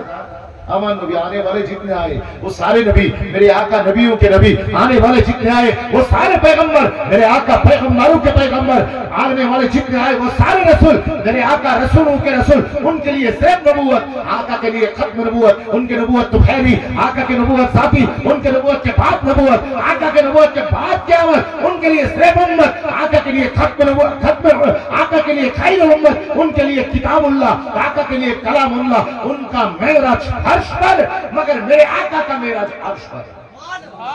সুবহানাল্লাহ। বিশ্বাস করেন সমস্ত নবীদের মাকামের উপরে আল্লাহ যাকে মর্যাদা দিয়েছেন তিনি আমার নবী। এখন ঈসা নবী তিনি এসে বলছেন আমাদের মায়ের গর্ভ থেকে আল্লাহ নবী করে পাঠিয়েছে, আর আমরা নিজেরাই যদি আত্মঘাতী বলি বলে আমাদের নবীকে 40 বছর বয়সে আল্লাহ নবুয়ত দিয়েছে, কথাটা কতটা বেমানান হবে? অথচ হাদিস পাকে এসে রাসূল বলছেন কুনতু নবিয়্যান ওয়া আদামু বাইনাল মাই ওয়াত তিন। যখন কিচ্ছু ছিল না, আসমান ছিল না, জমিন ছিল না, না জমিন থা না জামা থা না মাকি থা না মাকা থা, বিশ্বাস করুন কেউ ছিল না, এক আল্লাহ ছিলেন আর আমি তার হাবিব মুহাম্মদ আরবি ছিলাম। যদি বলুন না সেই সময় আল্লাহ তোমাদের নবীকে নবী বানিয়ে রেখে দিয়েছিলেন। এবার আসুন আমার প্রশ্ন হলো আল্লাহ যদি অত আগে নবী বানান তাহলে 40 বছর পর্যন্ত রাসূলের নবুয়তকে গোপন করার রহস্যটা কি? কথা বুঝতে পারছেন? লা ফিলুল হাকিম লা ইয়াখলু আনিল হিকমা। বিশ্বাস করুন জ্ঞানী লোকের কোন কাজ হিকমত থেকে খালি নয়। সবচেয়ে জ্ঞানী হচ্ছেন আমার আল্লাহ, তার হিকমত থেকে কোনো কিছু খালি নয়। তিনি যখন 40 বছর লুকিয়ে রেখেছিলেন তার কারণ কি জানেন? এই 40 বছর রাসূলুল্লাহর আখলাক টোটাল মক্কা নগরী সবাইকে আমার রাসূলুল্লাহর আখলাকটা আল্লাহ নিজে চোখে দেখার সুযোগ করে দিয়েছিলেন যে হুজুর কেমন, হুজুর কেমন, হুজুর কেমন। আবু জেহেল আবু লাহাব হুজুর নবুয়তের এলান ঘোষণা করেননি, আবু জেহেল আবু লাহাব মক্কার সেহেনে বসেছিল, আমার রাসূলুল্লাহ সাল্লাল্লাহু বলেন সাল্লাল্লাহু আলাইহি ওয়াসাল্লাম হুজুর আমার এন্ট্রি করছেন মক্কা শরীফের বাইতুল্লাহর হেরেমের দিকে। ওই সময় আবু জেহেল আবু লাহাব আমার রাসূলকে দেখে উঠে দাঁড়িয়ে পড়লেন। আরো জোরে বলুন হ্যাঁ। বিশ্বাস করুন আপনাদের কষ্ট হচ্ছে? শ্রোতারা প্রেশার কুকার হয়ে গেছে, এখন বলবে কিছু কষ্ট হচ্ছে না, আর সকালবেলা চায়ের দোকানে গিয়ে আমার সবরেশানি করবে, কথা ঠিক কি? বিশ্বাস করুন আপনাদেরকে আর কয়েকটা মিনিট কষ্ট দিয়ে আমি বিদায় নিয়ে চলে যাব। আমি বলছিলাম আবু জেহেল আবু লাহাব উঠে দাঁড়িয়েছে, তখন তার খাদেম খুদ্দামরা বলছে আরে আপনি তো আমিরে কুরাইশ, আপনি তো সর্দার, you are our leader man, why are you standing to see the prophet, see the Muhammad? আপনি কেন ওই ইতিম মুহাম্মদকে দেখে আপনারা উঠে দাঁড়াচ্ছেন? আবু জেহেল আবু লাহাবের বেসাক্তা জবাব ছিল আমরা ওই ইতিমকে দেখে নয়, বরং ওর সচ্চাই ও সাদাকাত দেখে আমরা সম্মানে উঠে দাঁড়িয়ে পড়েছি। যদি বিশ্বাস করুন তখনও হুজুর নবুয়তের ঘোষণা দেননি, তখনই চিত্র এই মক্কার কাফের মুশরিক এবং টাকা পয়সা জমা দিয়েছে রাসূলের কাছে, তখনও রাসূলুল্লাহ নবুয়তের ঘোষণা দেয়নি। ওর কাছে কেন জমা দিচ্ছে? ও তো আপনাদের ধর্ম মানে না, দেবদেবীদের 360টা দেবদেবীদের পুজো করে না, তো ওর কাছে জমা দিচ্ছেন কেন? ওরা বলেছিল পুরে মক্কে ধরती में मोहम्मद जैसा कोई अमानत वाला और नहीं है। जरूर बोलते ना सुभान, ये तो आमीन बनकर आया, এর চেয়ে আমার দ্বারা দ্বিতীয় কেউ নেই, তারাই আল্লাহ। একদিন আমার নবী ডেকেছেন, আল্লাহ যখন বললেন এইবারে বললেন ঘোষণা দাও charity begins at your home, নিজের এলাকা থেকে নিজের বাড়ি থেকে দাওয়াতি কার্য শুরু করো। ও আমার হাবিব আমার নবুয়ত আমি যে নবুয়ত তোমাকে দিয়েছি, যে তাওহীদ তোমাকে দিয়েছি, এই তাওহীদটা তুমি এবারে তোমার নিকটাত্মীয়দের মাঝে প্রচার করা শুরু করে দাও। আমার নবী পাক ওই সময় সাফা পাহাড় দাঁড়িয়ে পড়ে ডাকবে ও ইয়া সাহেবা। আরবে এই ডাকটা এমার্জেন্সি টাইমে ডাকা হতো, যখনই কোথাও আগুন লেগে যেত, কোথাও শত্রু হামলা করতো, বিপদ আসতো, তখন তারা এই সাফা পাহাড়ে দাঁড়িয়ে আওয়াজ দিত। উঁচু জায়গায় দাঁড়িয়ে আওয়াজ দিলে আওয়াজ জোর হয় না, কথা বলে না, তখন তো মাইকিং এর ব্যবস্থা ছিল না, সবাই কি হতো পাহাড়ের উঁচু জায়গায় উঠে আওয়াজ দিত। তো রাসূলুল্লাহ সাল্লাল্লাহু আলাইহি ওয়াসাল্লাম আল্লাহর নির্দেশ পেয়ে এবার হাবিব এবার মানুষকে তুমি খুল্লাম খুল্লা নবুয়তের ঘোষণা করে দাও, আর লুকিয়ে রাখার দরকার নেই, তোমার বয়স 40 বছর হয়ে গিয়েছে, এবার তুমি ঘোষণা করো। আল্লাহর নবী তখন কি করলেন জানেন? তখন তাদেরকে ডেকেছেন আমিরে কুরাইশ, আব্দে মানাফ, হাশেমের সমস্ত লোকেরা, তারা ছুটে চলে এসেছে। বড় বড় লিডার আবু সুফিয়ান, আবু লাহাব, উতবা, শাইবা, সব হাস্তিরা এসেছেন। এসে হুজুর দাঁড়িয়ে আছেন পাহাড়ের উপরে, ওরা সব পাহাড়ের নিচে তলদেশে পাতদেশে দাঁড়িয়ে আছে। আমার নবী ওই সময় বলে, আচ্ছা আমি যদি তোমাদেরকে বলি এই পাহাড়ের পিছন দিক থেকে একদল সৈন্য তোমাদেরকে আক্রমণ করতে আসছে, তাহলে কি তোমরা আমাকে ক্যান ইউ বিলিভ মি? তোমরা কি আমার কথা বিশ্বাস করবে? সাফা পাহাড় খুব বেশি উঁচু নয়, এখনো মক্কা শরীফে কাবা শরীফের পাশে তাওয়াফের পরে সাফা মারওয়া সাই করতে হয়। এখনো পাহাড়ের কিছুটা অংশ আপনাকে নিজের চোখে দেখানো যাবে, বাকিটা সব মার্বেল পাথর বিছিয়ে সাফা মারওয়া হাজিদের সুবিধার জন্য করে দেওয়া হয়েছে। তো যাই হোক, খুব বেশি উঁচু নয়। তো সেই পাহাড়টায় আস্তে আস্তে আরবের কিছু লোক তারা উঠে হুজুর যেদিক থেকে শত্রু আসবে কথা বলেছে সেই দিকে তাকিয়ে দেখছে। সত্যি সত্যি আসছে, সত্যি সত্যি দূরে দেখছে, এদিক ওদিক তাকাচ্ছে। তাকানোর পরে সব নেমে এলো। নেমে কি বললো? বললো আমাদের চোখ দিয়ে আমরা দেখার চেষ্টা করেছি সত্যি শত্রু আসছে কিনা, সত্যি শত্রু আসছে কিনা, কিন্তু আমাদের চোখে আমরা দেখতে পাইনি, শত্রুর কোনো নাম নিশানা দেখতে পাইনি। তারা নিচে নেমে এসে বলল, আমরা শত্রু দেখিনি ঠিক কথা, কিন্তু এটা আমাদের চোখের দোষ। কিসের দোষ? বা কথা বলে না, চোখ দিয়ে দেখতে পাইনি, এটা আমাদের চোখের দোষ। মুহাম্মদ সাল্লাল্লাহু আলাইহি ওয়াসাল্লাম আপনি বলেছেন শত্রু আসছে, আমরা দেখতে পাইনি, এর মানে হলো হাম আন্ধে হ্যাঁ মগর মোহাম্মদ তো সচ্চা হ্যাঁ। আমরা দেখতে পাইনি, এটা আমাদের চোখের পাওয়ার কমে গেছে, কিন্তু তোমার জবান থেকে যেটা বেরিয়েছে, जो तेरी जबान से निकली वो तो होके रहेगा। তুমি যখন বলছো তখন নিশ্চিতভাবে তুমি সত্য কথাই বলছো, কারণ মায়ের গর্ভ থেকে নিয়ে এই 40 বছর পর্যন্ত you never spoke a lie, আপনি কোনোদিন একটা মিথ্যা কথা পর্যন্ত বলেননি। বলবেন না সুবহানাল্লাহ? আহা, আপনি বলুন, যে লোকটা সারা জীবন মিথ্যা 40 বছর পর্যন্ত মিথ্যা বলেনি, আমার রাসূলুল্লাহকে আল্লাহ মক্কার কাফেরদের কাছে পরিচয় করিয়েছিলেন সত্যবাদী রূপে। 40 বছর পর্যন্ত তারা দেখেছে সবাই ঝুট আর ঝুট, AK-47 এর মতো ঝুট চালাচ্ছে। এই যে মোদিজি কম ঝুট বলে? ডোনাল্ড ট্রাম্প যে এখন former president of United state of America, Donald Trump যখন ক্ষমতায় ছিল 4 বছর হোয়াইট হাউস চালিয়েছে।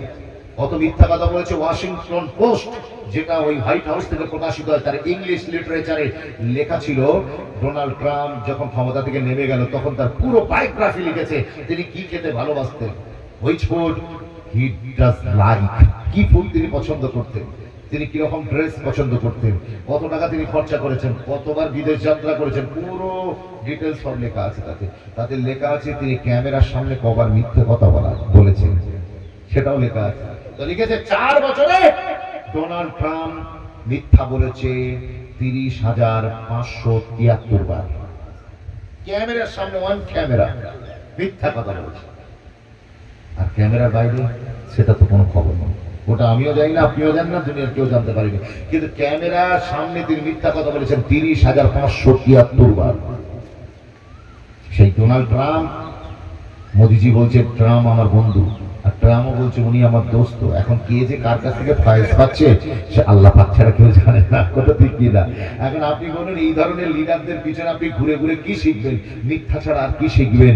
আসুন আমি দাওয়াত দিচ্ছি এমন একটা চৌকাঠে, যে চৌকাঠে ওমা ইয়ানতিকু আনিল হাওয়া ইন হুয়া ইল্লা ওয়াহয়ুন ইউহা, আল্লাহ নিজে সার্টিফাই করছেন আমার রাসূলুল্লাহ জবান থেকে যেটা বের হয় ওটা মিথ্যা তো দূর কি বাত, আমার রাসূলুল্লাহ ওহী ছাড়া কোনো কথা বলেন না। এমনকি হুজুর যখন ইয়ারকি করতেন, মাঝে মাঝে কৌতুক করতেন, সব সময় গুরু গম্ভীর জাহান্নামের কথা, হ্যাঁ সব সময় টেনশনের কথা, আল্লাহ জালালিয়াতের কথা, এইসব বললে ওয়াজ করলে পাবলিকের ভিতরে সুস্থ পড়ে যায়। মাঝে মাঝে তাদের এন্টারটেইনমেন্ট করতে হয়। এই যে 2 ঘন্টা 2.5 ঘন্টা ধরে আধুনিক বিজ্ঞান বলছে 15 সেকেন্ডের বেশি একটা পাবলিক একটা বিষয়ের, একটা সুনির্দিষ্ট বিষয়ের উপরে বেশি কনসেন্ট্রেট করতে পারে না। ফুললি কনসেন্ট্রেট 15 সেকেন্ড একটা বিষয়ের উপরে তার মনোযোগ পূর্ণভাবে থাকে, তারপরে তার মন এদিকে ওদিকে সেদিকে ঘোরাঘুরি করতে থাকে। কিন্তু আল্লাহর কি মেহেরবানি, আপনারা সন্ধ্যা থেকে এই পর্যন্ত প্রায় 6 ঘন্টা 7 ঘন্টা একই বিষয়ের উপরে আল্লাহ, রাসূলুল্লাহ আর মুহাম্মদ রাসূলুল্লাহ, দ্বীন ইসলাম, এই 3টে জিনিসের উপরে আপনারা কনসেন্ট্রেট করে রেখেছেন একইভাবে। এটা আল্লাহর মেহেরবানি ছাড়া আর কি হতে পারে বলুন না সুবহানাল্লাহ। বিশ্বাস করুন, আমি বলছিলাম কিনা, তো উনি এই যে এতক্ষণ আপনারা বসে আছেন, মাঝে মাঝে যদি একটু আপনাদেরকে এন্টারটেইনমেন্ট না করি তাহলে আপনাদের সমস্যা হবে। আমার রাসূলুল্লাহ এই কৌশল অ্যাপ্লাই করতেন। তিনি মাঝে মাঝে তিনি সাহাবাদেরকে হাসাতেন। একজন বুড়ি মা এসছেন, মেয়ে ছেলে, আমার রাসূলুল্লাহ চৌকাঠে এসে বললেন, হুজুর আমি শেষ বয়সে বাপ দাদার ধর্ম ছেড়ে আপনার চৌকাঠে আপনার কথা শুনে ইমানের কালমা পড়ে নিয়েছি, আপনি আমাকে বলুন আমি জান্নাতে পাবো তো, আমি জান্নাতে যেতে পারবো তো? ওই সময়তে মদিনাওয়ালা কামলিওয়ালা ভরা মজমুয়ায় সাহাবায়ে কেরামদের সামনে ওই বুড়ি মেয়েকে বললেন, না না না, তুমি আমার ধর্ম কবুল করেছো ঠিক কথা, কিন্তু তুমি বুড়ি, তুমি আল্লাহ দয়ার জান্নাতে যাবে না। ওই সময় বুড়ি মায়ের মনটা খারাপ হয়ে গেল। বুড়ি মা মনটা খারাপ করে একটুখানি মুখ নিয়ে তিনি দরবারের এক কোণে দাঁড়িয়ে রইলেন, কি যেন চিন্তায় হারিয়ে গেলেন। আমি আমার বাপ দাদা ধর্ম ছেড়ে দিলাম, দিয়ে নতুন ধর্ম গ্রহণ করলাম, আমার জান্নাত থেকেও ফসকে গেলাম। আল্লাহ নবী সাহাবাদের মাঝে কথোপকথন চালাচ্ছেন। ইতিমধ্যে বুড়ি মেয়ে ছেলেটা কি করলেন জানেন? বুড়ি মেয়ে ছেলেটার মনটা খারাপ দেখে আমার নবী বুড়ি মাকে ডাক দিয়ে বলেন, ও বুড়ি মা, আপনি মনটা খারাপ করে কেন দাঁড়িয়ে আছেন? বলে, দেখেন আমি আমার নিজের ধর্ম ছেড়ে দিয়ে আপনার ধর্ম কবুল করলাম, আমি কি জান্নাতে যেতে পারবো না? ওই সময় আমার নবী বললেন, না না। এই বলার সাথে সাথে বুড়ি মা মন তো আগে খারাপ ছিল, হুজুরের এই কথা বলার পরে তার মনে বিশ্বাস আরো দৃঢ় হলো, চোখ থেকে পানি ঝরা শুরু হলো। বুড়ি মাকে যখন কাঁদতে দেখলেন, দয়াল নবী আবার ওই সময়তে আগে বেড়ে গিয়ে হুজুর তার মোবারক কামলি নিয়ে বুড়ি মার চোখের পানি মুছিয়ে দিলেন, দিয়ে বললেন, বুড়ি মা কাঁদবেন না, কাঁদবেন না। আল্লাহ কোরআনে বলেছিলেন, ইন্না আনশা'নাকুন্না ইনশাআন ফাজআলনাকুন্না আবকারা। আমার আল্লাহ জানিয়ে দিয়েছেন, যারা জান্নাতে যাবে আমি আল্লাহ তারা বয়সে যতই বুড়ি বা বুড়ো হোক না কেন, আমি আল্লাহ বুড়ো বা বুড়ি অবস্থায় জান্নাতে প্রবেশ করাবো না।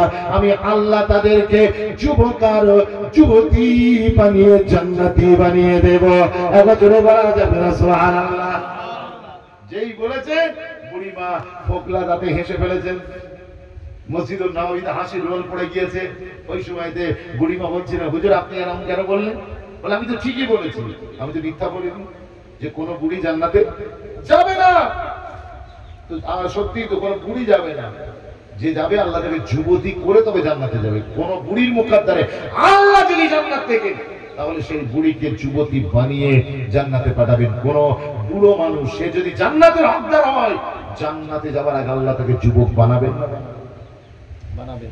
সুতরাং সমস্ত সাহাবীরা হেসে ফেললেন, হুজুর কৌতুক করলেন, মজা করলেন, কিন্তু মিথ্যা বললেন কি? এই জন্য মিথ্যা বললেন, মিথ্যা বললেন, সত্য বললেন। বিশ্বাস করুন, আরেকজন পুরুষ সাহাবী এসেছেন দূর থেকে, मैं आया हूं बहुत दूर से तेरे दर पे।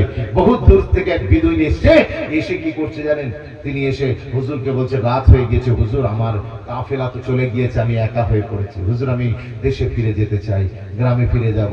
দেখবেন গ্রামের মানুষ শহরে গেলে যদি লাস্ট কার ট্রেন ধরতে না পারে, যদি শেষ বাসটা ধরতে না পারে, মনটা খারাপ হয়ে যায়। এই বাস স্ট্যান্ডেই শুয়ে কাটিয়ে দিতে হবে, স্টেশনেই রাত কাটাতে হবে। তখন তার মনে পড়ে ঘরের গোয়ালের গরুর কথা, মুরগির কথা, হাঁস মুরগির কথা মনে পড়ে, ঘরের দরজা, রান্নাঘরের দরজাটা দেওয়া হয়েছে কিনা মনে পড়ে। গ্রাম্য সাহাবী গ্রাম থেকে এসেছে, তার ওই সব মনে পড়ছে যে আমি দেশে না ফিরে গেলে কি করে কি হবে, কি হবে আমার ভদ্র, এই চিন্তা করছে। হুজুরকে বলছে, হুজুর ক্যান ইউ হেল্প মি? আপনি কি আমাকে একটু হেল্প করেন না? তাহলে কি করতে হবে? বলে, হুজুর আমাকে একটা উট দিতে হবে। কি দিতে হবে? কথা বলে আমার সাথে বলে, কি দিতে হবে? উট দিতে হবে। আমার নবী পাক সাল্লাল্লাহু আলাইহি ওয়াসাল্লাম তিনি বলেছিলেন, বাবা আমি তোমাকে উটের বাচ্চা দিলাম। ওই সাহাবীরা হতে আমি উটের বাচ্চা দিয়ে করবোটা কি? আমি তো সওয়ার হওয়ার জন্য একটা বাহন দরকার, আর বাচ্চা তার উপরে না আমার বোঝা চাপাতে পারবো, না আমি তার উপরে সওয়ার হতে পারবো। আল্লাহ নবী বললেন, আমি তোমাকে একটা উটের বাচ্চা দিলাম। ওই সাহাবী চলে গেলেন মসজিদের এক কোণে, বসে বসে মনটা খারাপ করে বসে আছেন। আল্লাহ নবী সাহাবাদের সঙ্গে বসে গল্প করছেন। ও তখন নগরের মায়েরা বোনেরা, বাবাজিরা, নওজোয়ান তরুণেরা, আমার আপনার নবী রাহমাতুল লিল আলামিন দাওয়াতি কাজ করছেন, মাঝে মাঝে যুবকটার দিকে তাকাচ্ছেন, দেখছেন মনটা খারাপ করে কেমন যেন মন মারা হয়ে বসে আছে। আল্লাহ নবী তাকে ইশারা করে ডাকলেন, ডেকে বললেন মনটা খারাপ কেন? ইয়া রাসূলুল্লাহ, ইয়া হাবিবাল্লাহ, ঘরের কথা বড্ড মনে পড়ছে, আজকে রাতটুকু কি করে কাটবে আমি জানি না, ঘরে যদি ফিরে যেতে পারতাম উপকার হতো। আল্লাহ নবীকে বললেন, হুজুর দেখুন না একটা উটের ব্যবস্থা করে দেয়া যায় কিনা। ওই সময় ওই সাহাবীকে রাসূল বললেন, বাবা আমি তোমাকে একটা উটের বাচ্চা দেব। সাহাবীর মনটা আরো খারাপ হয়ে গেল, যতবারই বলছে উঠু সেই বাচ্চার কথা বলছে। যখন এই সাহাবীর চোখটা ছলছল করে উঠলো, হুজুর বললেন, আচ্ছা ঠিক আছে, তোমার জন্য ওই বাইরে আমার একটা হাদিয়ার উট আছে, ওইটা তুমি নিয়ে চলে যাও। বলুন না সুবহানাল্লাহ। বলে হুজুর আপনি এক্ষুনি বললেন উটের বাচ্চা দেব, আর ওই একটা বড় উট আমাকে দিচ্ছেন। রাসূল বললেন, তুমি বলো তো বাবা, ওই যে উটটা ওখানে দাঁড়িয়ে আছে, ওই উটটা কোন উটের বাচ্চা কি বাচ্চা নয়? যদি বলবেন না সুবহানাল্লাহ। ওই সময় সাহাবী বলে, ও মাই গড, আমি তো বুঝতেই পারিনি আপনি আমার সাথে এইরকম রসিকতা করছেন।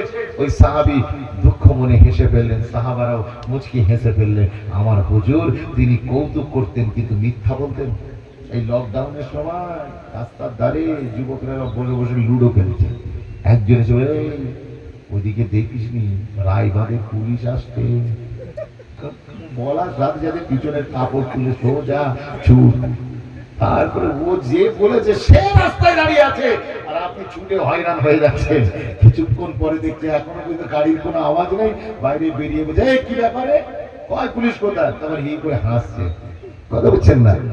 আচ্ছা বলুন তো, এই ধরনের কৌতুক কাউকে মিথ্যাভাবে ধোঁকা দেওয়া, এটা কি শরিয়াত সম্মত?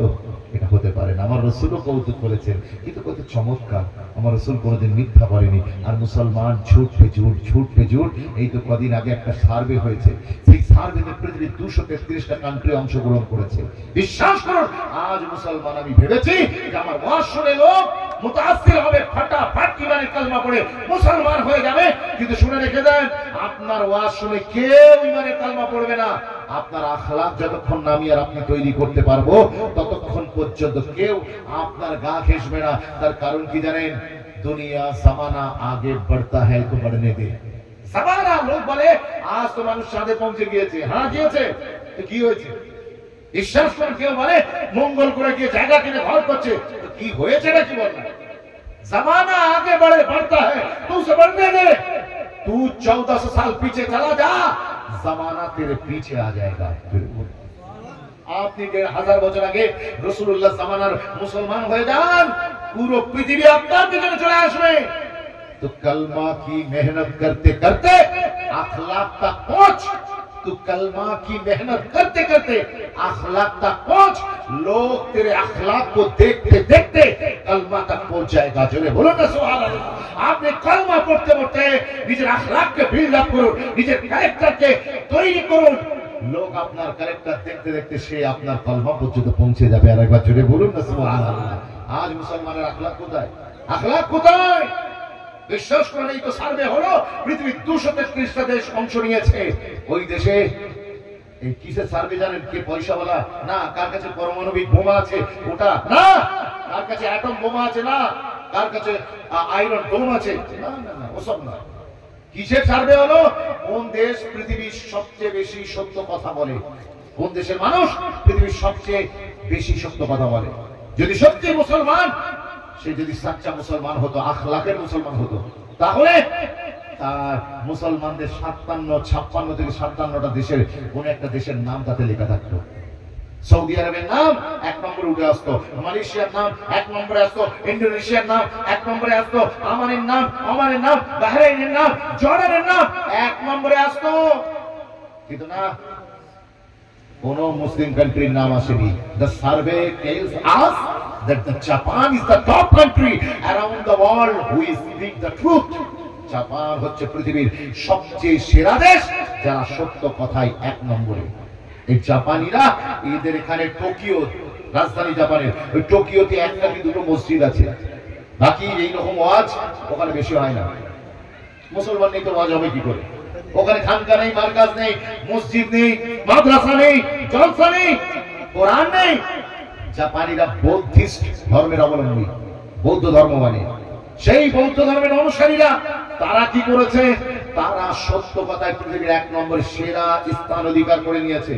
জাপানে যাবেন, এলাকা এলাকা মসজিদ দেখবেন না, মাদ্রাসা দেখবেন না, মার্কাজ দেখবেন না, জামাতের কার্যক্রম দেখবেন না, খানকা দেখবেন না, জলসা দেখবেন না, মৌলী সাহেব দেখতে পাবেন না, নামাজি দেখতে পাবেন না। এলাকার মোড়ে মোড়ে এফএল অফ শপ, মদের বার দেখতে পাবেন, মদের ঠেক দেখতে পাবেন। বড় আশ্চর্যের বিষয়, জাপানিরা মদের দোকানে বসেও তারা মিথ্যা কথা বলে না। আমরা মুসলমানের আল্লাহর ঘর মসজিদে বসেও মিথ্যা বলতে ছাড়ি না। বুঝতে পারছেন না?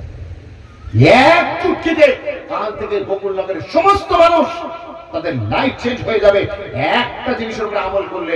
যদি আপনারা কাল থেকে 8 থেকে 80 ঝি থেকে চাষি সবাই মিলে বলে দেন, কি দোকানদার কি অন্য কেউ সবাই যদি বলে দেন আমরা মিথ্যা বন্ধ করে দিলাম, কাল থেকে পুরো সমাজটাকে একটা অন্যরকম আপনি আবিষ্কার করবেন, আপনি এক্সপ্লোর করবেন, অন্যরকম একটা জগৎকে আপনি ফিল করবেন। মিথ্যা চলে যাবে। আজ আমি মিথ্যা কথা বলছি, আপনারা কি বলবো? আপনারা আম মানুষ, আপনাদের কথা কি বলবো? আমাদের মতো হুজুররা মিথ্যা কথা বলছে। জলসা নিয়ে ভালো শুয়ে আছে, বলছে আমার শরীর খারাপ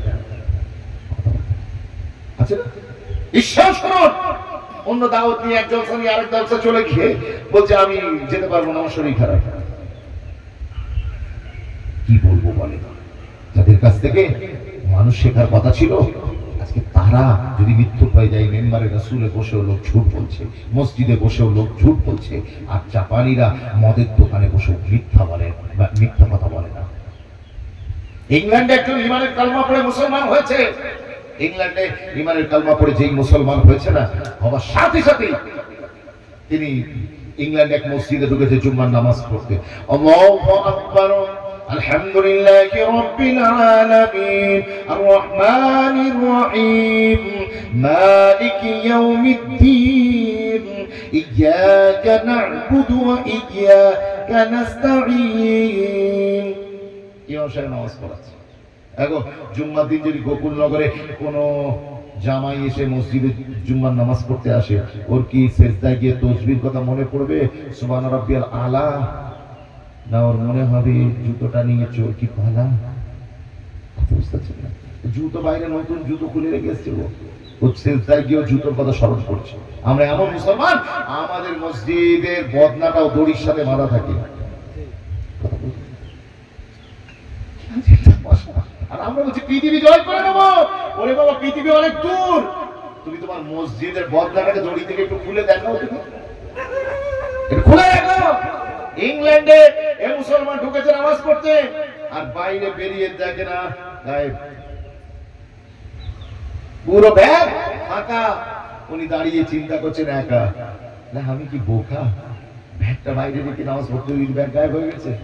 ওই বারান্দায় দাঁড়িয়ে তিনি একটা তারিখী জুমলা করেছিলেন, আসমানের দিকে তাকিয়ে বলেছিলেন আলহামদুলিল্লাহ, আল্লাহ তোমার লাখো কোটি শুকরিয়া, তোমার শুকরিয়া, তুমি আমাকে ইমানের দৌলত দিয়েছো, এজন্য তোমার দরবারে শুকরিয়া। তবে আরো একটা বিষয় শুকরিয়া, मैं मुसलमानों को पहचानने से पहले इस्लाम को पहचान दिया। জোরে বলে আমি মুসলমানদের চেনার আগে আল্লাহ তুমি আমাকে ইসলাম চেনার তৌফিক দিয়েছো, তাই আমি মুসলমান হতে পেরেছি। কিন্তু যদি আমি মুসলমানদেরকে দেখে মনে করতাম যে ইসলাম ধর্ম গ্রহণ করব, জীবনে আমি এই জায়গায় এসে পৌঁছাতে পারতাম না, ইমানে দৌলত পেতাম না। তার কারণ মুসলমানরাই ইসলাম আনার পক্ষে আমার বাধা হয়ে দাঁড়াতো। আমি তখন বলতাম আমি নন মুসলিমের সুদ খাই, ও তো খায়, আমি নন মুসলিম মিথ্যা কথা বলি, ও তো মিথ্যা কথা বলে, ও ধর্ম ওকে মিথ্যা বলতে বাধা দেয়নি, তাহলে আমার ইসলাম গ্রহণ করে লাভটা কি? কেউ কথা ঠিক বলছি না, ভুল করছি? আসুন না, আখলাক তৈরি করুন। আমার রাসূলুল্লাহকে আল্লাহ 40 বছর পর্যন্ত তার নবুয়তকে তিনি হিডেন করে রেখেছিলেন, লুকিয়ে রেখেছিলেন একটাই কারণে, দুনিয়াকে দেখাতে চেয়েছেন রাসূলুল্লাহর আখলাক দেখো। যে লোকটা জীবনে কোনোদিন মিথ্যা বলেনি, ওই লোকটা যেদিন দাবি করবে ইন্নী রাসূলুল্লাহি ইলাইকুম জামিআ, আল্লাহ পাক আমাকে তোমাদের সকলের জন্য রাসূল করে পাঠিয়েছেন। এই কথা যখন দাবি করবে ফার্স্ট টাইম, তখন সমস্ত আরবের লোকেরা তারা বলবে যে মুহাম্মদ সাল্লাল্লাহু আলাইহি ওয়াসাল্লাম 40 বছর পর্যন্ত মিথ্যা কথা বলেনি, আজকে তিনি কি স্বার্থে মিথ্যা কথা বলবেন? তিনি সত্যিই তো বলবেন।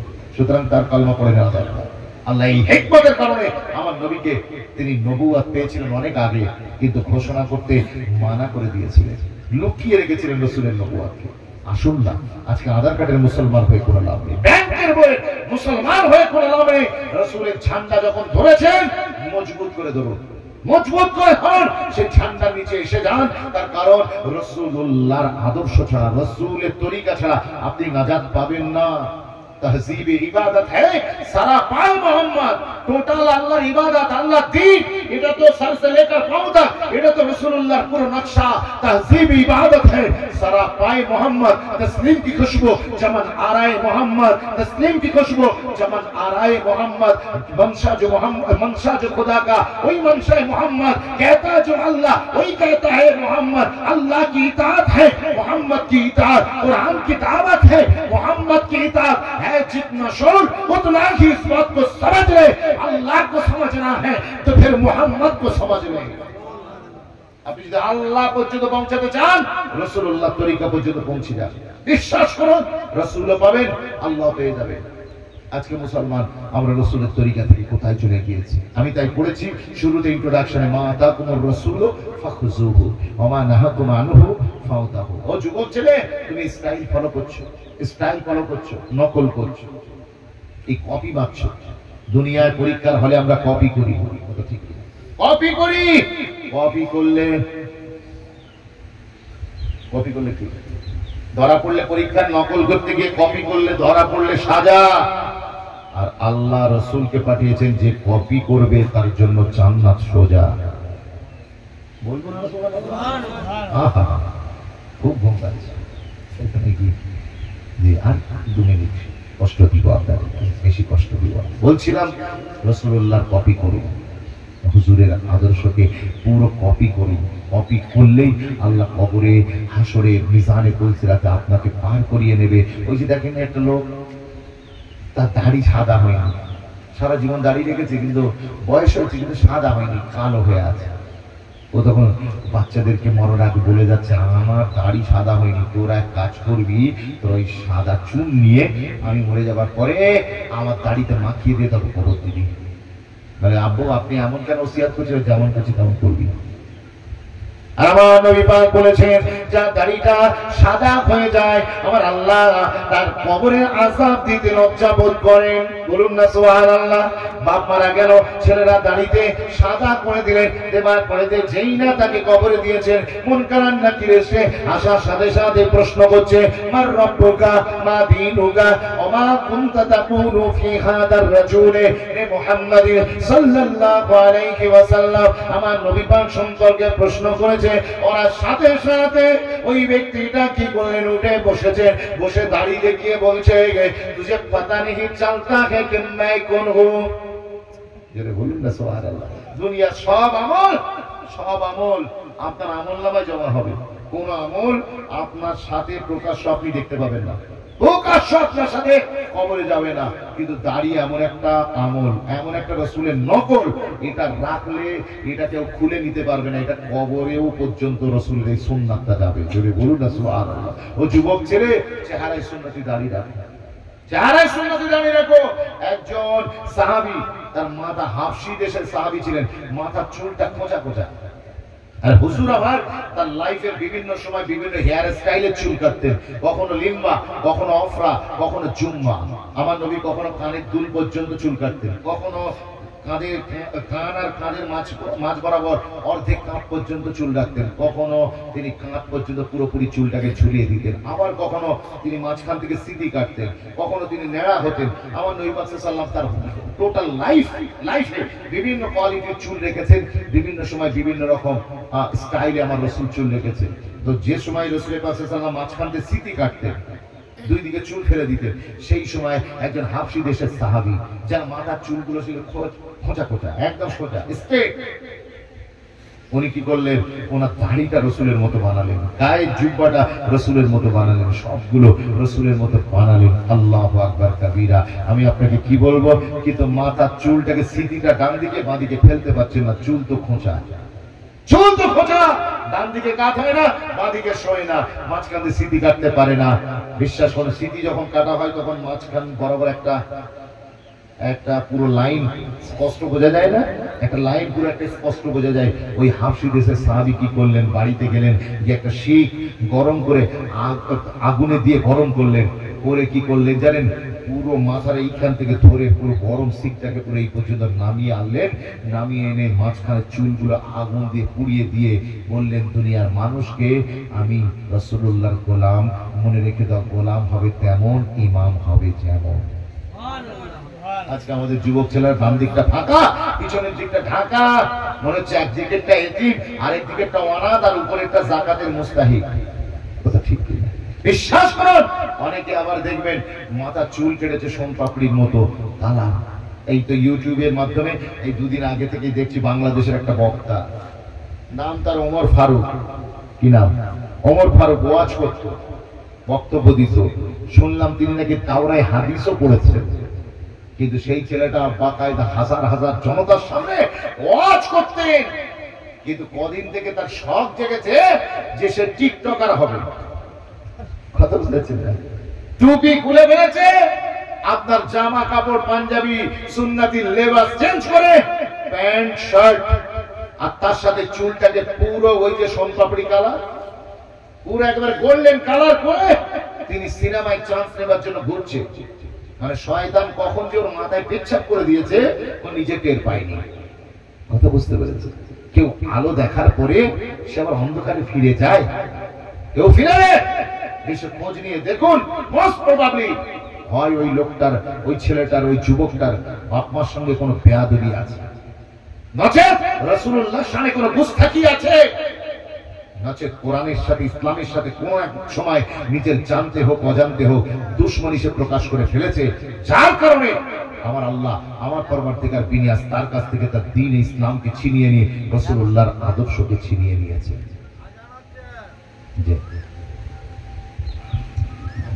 আমাদের এখানে কখন আজান হবে?